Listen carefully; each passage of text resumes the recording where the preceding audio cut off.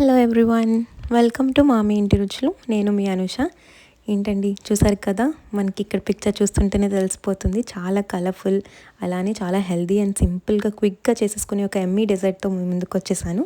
మనకి సమ్మర్లో ఎప్పుడు రెగ్యులర్గా తీసుకునే డ్రింక్స్, షర్బత్స్ కాకుండా ఇలా ఇంట్లో దొరికే ఫ్రూట్స్ తోటి మనం చాలా ఎమ్మీగా డెజర్ట్ చేసుకోవచ్చు. అది మన ఫ్రూట్ కస్టర్డ్. చూసారు కదా, మనకు అన్ని ఇంట్లో అవైలబుల్గా ఉండే ఫ్రూట్సే తీసుకున్నాను. బనానా, బొప్పాస్కాయ, దానిమ్మ, అలానే యాపిల్ అండ్ మ్యాంగో అండ్ సబ్జా. ముందుగా దాన్ని తయారు చేసుకోవడానికి స్టవ్ మీద పాన్ పెట్టుకుని 1 కప్ పాలు యాడ్ చేసుకున్నాను. పాలు మనకి కొంచెం మరుగుతూ ఉండగా స్టవ్ని లో ఫ్లేమ్లోనే ఉంచుకొని మరిగేదాకా ఉంచుకోవాలి. ఇప్పుడు మరొక బౌల్ తీసుకొని 3 table spoon of custard powder తీసుకున్నాను. దాంట్లోకి సరిపడినన్ని వాటర్ పోసుకొని మనం కస్టర్డ్ పౌడర్ని ఉండలు లేకుండా మిక్స్ చేసుకోవాలి. మనకి కస్టర్డ్ పౌడర్ మనకి బయట సూపర్ మార్కెట్స్లో అవైలబుల్గా ఉంటుంది.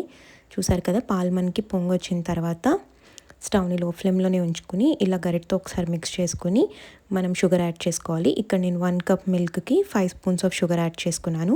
మీరు టేస్ట్కి తగ్గట్టు షుగర్ యాడ్ చేసుకుని కొంచెం పాలు అనేది ఇలా మరుగుతూ ఉన్నప్పుడు మనం రెడీ చేసి పెట్టుకున్న కస్టర్డ్ మిక్చర్ని కూడా యాడ్ చేసి స్పూన్తో ఇలానే మనం ఆపకుండా దగ్గర పడేంత వరకు తిప్పుతూ ఉండాలి. చూసారు కదా, మనకి స్టవ్ని లో ఫ్లేమ్లో ఉంచుకుని ఇలా తిప్పుతూ ఉంటే కస్టర్డ్ అనేది దగ్గర పడుతుంది. ఇలా ఈ కన్సిస్టెన్సీకి వచ్చిన తర్వాత స్టవ్ ఆఫ్ చేసుకుని కూల్ చేసుకోవడమే. ఇప్పుడు నేను ఇందాక చూపించిన ఫ్రూట్స్ అన్నిటినీ కూడా పైన పీల్ ఆఫ్ చేసేసుకుని సన్నగా ఇలా ముక్కలుగా కట్ చేసి పక్కన పెట్టుకోవాలి. చూసారు కదా, నేను యాపిల్, దానిమ్మ అన్నీ కూడా నీట్గా కట్ చేసి పక్కన పెట్టుకున్నాను. సబ్జాని కూడా మనం ఒక 10 మినిట్స్ ముందే నానబెట్టి పక్కన పెట్టుకోవాలి. ఇప్పుడు మనకి కస్టర్డ్ అనేది కూల్ ఆఫ్ అయిపోయింది. ఇప్పుడు ఇలా ఉన్న కస్టర్డ్లోకి మనం ఒక్కొక్క ఫ్రూట్ వేసేసుకొని మిక్స్ చేసుకోవడమే. ఇక్కడ నేను ఫస్ట్ యాపిల్ ముక్కల్ని యాడ్ చేసుకున్నాను. తర్వాత అలానే మామిడికాయ ముక్కలు, అలానే దానిమ్మ గింజలు, అలానే మనం సన్నగా కట్ చేసి పెట్టుకున్న బొప్పాస్కాయ ముక్కలు, అండ్ నేను ఇక్కడ గ్రేప్స్ని ఒక్కొక్కటి 2 కింద కట్ చేసుకున్నాను. సో గ్రేప్స్, అలానే అరటిపండు ముక్కలు, మిగిలిన మామిడి ముక్కలను కూడా యాడ్ చేసేసి సబ్జా వాటర్ని కూడా పోసేసి మొత్తం అంతా కూడా నీట్గా మిక్స్ చేసేసుకోవాలి.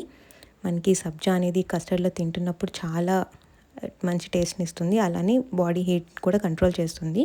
చూసారు కదా, ఒక 2 to 3 మినిట్స్ పాటు మొత్తం అంతా నీట్గా మిక్స్ చేసుకుని ఫ్రిడ్జ్లో 1 అవర్ పాటు స్టోర్ చేసుకుని సర్వ్ చేసుకుంటే చాలా హెల్దీ అండ్ ఎమ్మీగా ఉండి సమ్మర్ డెజర్ట్ కస్టర్డ్ రెడీ అయిపోయినట్టే.